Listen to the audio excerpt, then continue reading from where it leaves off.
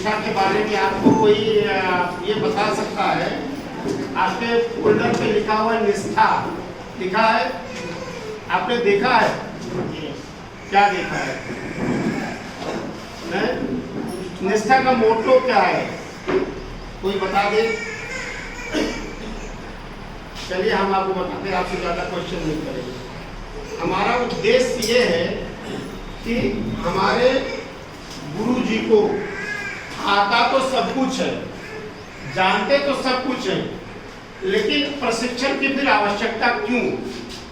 प्रशिक्षण की आवश्यकता क्यों? क्या आपको यहाँ पर कोई a+b का होल स्क्वायर पढ़ाया गया? फिर नहीं पढ़ाया गया ना? क्या आपको कोई राइम्स याद कराई गई? नहीं। क्या आपको यहाँ पर कोई विषय के किसी चैप्टर को पढ़ाया गया? नहीं। आपको मात्र और मात्र इस चीज का प्रशिक्षण हम दे रहे हैं कि शिक्षक में लीडरशिप ऑफ मोटिवेशन की क्वालिटी होना अति आवश्यक है। जब तक आपके अंदर लीडरशिप की क्वालिटी नहीं होगी, तब तक अपने विद्यालय के विकास को करने में हम अपने को असहाय महसूस करते हैं। लीडरशिप का मतलब है कि क्या हमारा जैसे विद्यालय का परिवेश है, क्या हम उस परिवेश को उसी तरह छोड़ दिया जाए? नहीं। आइए हम आप मिलकर उस परिवेश को बदलने के लिए अपनी अपनी भूमिका में अपने अपने तरीके से उसको उसमें उत्तरोत्तर वृद्धि करें। अपने विद्यालय के विकास के लिए एक नया नया प्लान और नया नया एजेंडा सेट करें। सही है? प्रोजेक्टर भी ले लेंगे। हमारा केवल उद्देश्य ये है कि आप और हम मिल करके इस तरीके से अपने विद्यालय का प्लान करें कि आपको उस बेसिक शिक्षा के विद्यालय का कायाकल्प करना है। कायाकल्प क्या हमें भौतिक संसाधनों से कर देने से हमारा पूर्ति हो जाएगी? नहीं। हमारी जो ड्यूटी है कि हम अपने विद्यालय में नामांकित सभी बच्चों को उपस्थित कराएंगे। उपस्थित कराने के बाद उनको निर्धारित ग्रेड कॉम्पिटेंसी तक ले आएंगे। अगर उनको हिंदी में जितना आना चाहिए उतना कक्षा 1, 2, 3, 4, 5, 6, 7, 8 तक ज्ञान होना चाहिए। आपको ये जानना चाहिए कि क्या हमारा ये है कि हम आपको मिल करके किसी भी तरीके से विद्यालय पहुंचा दें 9 बजे से 3 बजे तक, तो क्या आपका काम पूरा हो गया? क्या फिजिकल रूप से प्रेजेंट हो जाना ही हमारा काम है?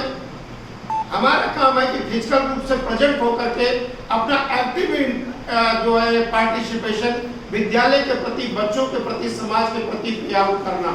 सत्यता यही है। और विद्यालय में सारे भौतिक संसाधन सरकार दे सकती है, हम आपको विद्यालय पहुंचा सकते हैं, लेकिन विद्यालय में पढ़ाने की जिम्मेदारी का जो अंदर से एहसास होगा वो आपको ही करना होगा। हम एक संवेदनशील प्राणी हैं। हमें ये जरूर सोचना चाहिए कि जिस कार्य के लिए हमें सरकार ने रखा है, मैंने बच्चों की शिक्षा दीक्षा के लिए, क्या वो बच्चों की शिक्षा दीक्षा हम जो दे रहे हैं, क्या वो हमारे बच्चे जिस स्तर के हैं, क्या उनको स्तर का ज्ञान हम दे पा रहे हैं? नहीं। इसका भी मूल्यांकन हमें करने की जरूरत है। हमारे आदरणीय SPD सर का ये मोटो है कि हम पूरे उत्तर प्रदेश को 75 जिले को 822 ब्लॉक को मार्च 2022 तक ग्रेड कॉम्पिटेंट ब्लॉक बना देंगे, ग्रेड कॉम्पिटेंट जिला बना देंगे, ग्रेड कॉम्पिटेंट स्टेट बना देंगे। उनका मोटो है कि कक्षा 1 से ले 5 तक हिंदी गणित, 6 से 8 तक हिंदी गणित में जो प्रेरणा का विजन है उसको हमें पूरा करते हुए बच्चों को हिंदी गणित सहित पूरा उनको उनके ग्रेड कॉम्पिटेंट उनके बुक्स के अनुसार उनको न्यूनतम अधिगम संप्राप्ति तक हम ले जाएं। हम आपको मात्र इस बात के लिए आज बता रहे हैं। ये जो निष्ठा प्रशिक्षण कार्यक्रम चल रहा है, इसमें आपने लगातार चीजों को सीखा है। प्रधानाध्यापक को हमने ट्रेनिंग दिया है, सहायक अध्यापक को हमने आज ट्रेनिंग दे रहे हैं, सहायक अध्यापक सब ट्रेनिंग करके जा चुके हैं। उसमें से हमारी जो स्ट्रेंथ थी 881, 714 हमने पूरे सहायक अध्यापक प्रधानाध्यापक को ट्रेंड कर दिया। बचे हुए नॉन स्ट्रेंथ में से हमने शिक्षा मित्र और निदेशक को लिया। कुल मिलाकर मुझे ये कहना कि आज विद्यालय का प्रधानाध्यापक, सहायक अध्यापक सभी को ट्रेनिंग निष्ठा के साथ दी जा चुकी है। इसमें आप एक टीम भावना के रूप में टीम बना करके मिल करके पहले आप अपने बच्चों का एक क्लासिफिकेशन करिए। बच्चों को आप देखिए कि बच्चे को मदर टंग में किताब पढ़ना पूरी तरीके से आ रहा है कि नहीं, इसको आवश्यक गणित की कॉम्पिटेंसी इसमें है कि नहीं, इसको गिनती, अक्षर ज्ञान और इसको जोड़ घटाना, गुणा भाग, सवाल ये सारे आते हैं कि नहीं। ग्रेड वाइज पहले आप उनका निर्धारण करिए। जैसे किसी विद्यालय में अगर 40 बच्चे हैं तो क्या 40 बच्चे में अगर 30 बच्चे हिंदी अच्छे तरीके से पढ़ लेते हैं, 5 बच्चे रुक रुक के पढ़ लेते हैं, तो क्या हमारे पास ये जानकारी है कि रामू, श्यामू, गीता, सुरेश हिंदी अच्छे से अभी नहीं पढ़ पाते? उनके लिए हमें और प्रयास करने की जरूरत है। क्या हमें पता है कि सुरेश, उमेश, दिनेश, रमेश, रीता अभी ये हिंदी की किताब को अच्छे से नहीं पढ़ पा रहे हैं? इनको इनके ऊपर और मेहनत करने की जरूरत है। यह चीजें हैं जो हमें उनको मेहनत उनके ऊपर करना है। हमारे ये संकल्प में है कि हम प्रत्येक दशा में इस चीज को प्राप्त करेंगे ही करेंगे कि हम विद्यालय के अपने शिक्षकों को निर्धारित उनके लर्निंग लेवल तक ले आएंगे। उसके लिए हम कटिबद्ध हैं, हमारा विभाग कटिबद्ध है, हमारा सिस्टम कटिबद्ध है। हमारे आप विश्वास है कि आप उसकी मूल कड़ी हैं, सारा कुछ आपको करना है। तो मैं आपके साथ मिल करके इस विकासखंड की बेसिक शिक्षा को नई ऊंचाइयों तक ले जाने के लिए कृत संकल्पित हैं। क्या आप हमारे साथ हैं? क्या आप वो मेहनत करेंगे? तो आप जब वो मेहनत करेंगे तो आप इसके लिए जो है आप मुझे ये बताइए कि आपको ये देखने की जरूरत है, सबसे पहले आप अपने बच्चों की कक्षावार उनकी जो है ग्रेडिंग को निकाल लीजिए।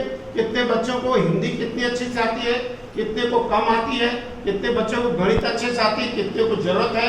आप उसके अनुसार आप उनको शिक्षण व्यवस्था को कराइए। आप अपने विद्यालय का जब माहौल रुचिकर बनाएंगे, जब उसे अच्छा बनाएंगे तो बच्चे अपने आप खींचे चले जाएंगे। यही पीआरसी है। जब आप इससे कुछ सालों पहले आते होंगे, आज आप आए होंगे तो इसमें आपको बहुत सारा परिवर्तन नजर आया होगा। साफ सुथरी दिख रही होगी, रंगी पुती है, शौचालय से लेकर सारी व्यवस्था आपको मिल रही है। खाने पीने से आप बताइए, खाने पीने की व्यवस्था ठीक है? तो आप जब इससे संतुष्ट है, खाने पीने की व्यवस्था सारी ठीक है, तो आप मुझे ये बताइए कि फिर आने की व्यवस्था में आपको पढ़ने में जो यहाँ कर दिया गया है उस ज्ञान को आप विद्यालय में जाकर प्रयोग करेंगे।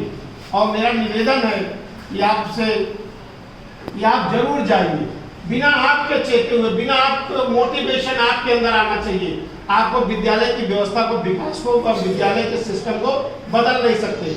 आप देखो, किसी का आप इंतजार मत करो कि मैं पढ़ाऊंगा तो मुझे कुछ कहेंगे लोग, वो पढ़ाए तब मैं पढ़ाऊं। नहीं, आप अपनी भूमिका में आइए। बीइंग एज सहायक अध्यापक, बीइंग एज प्रधान अध्यापक, पीछे वाला अपने आप लाइन में लग जाएगा। 1 दिन, 10 दिन, 20 दिन, इससे बात तो सभी लोग लाइन में लग जाते हैं। सही है, सभी लोग पढ़ाने के लिए उद्यत होंगे। मेरा आपसे निवेदन है, आपने बहुत समय दिया, आपने बहुत अच्छा काम किया। आपसे मैं विनम्र निवेदन करता हूं कि आप हमारे इस मोटो को साकार करने के लिए आप महत्वपूर्ण कड़ी हैं। आपको समाज में वो स्थान मिला है जो बच्चों के भविष्य को बनाने के लिए आपको गुरुतर दायित्व दिया गया है। शिक्षक इस समाज के लिए सबसे पुनीत और सबसे पवित्र मतलब लोगों में से एक है, जिसको किसी बच्चे के भविष्य का निर्माण मिला है। वो निर्माण के आदेश मुझे नहीं है कि मैं बीइंग एज खंड शिक्षा अधिकारी मुझे किसी बच्चे के भविष्य का निर्माण करने का अधिकार है। मैं आपके लिए मार्गदर्शक हो सकता हूँ, आपके लिए मैं संवाहक हो सकता हूँ।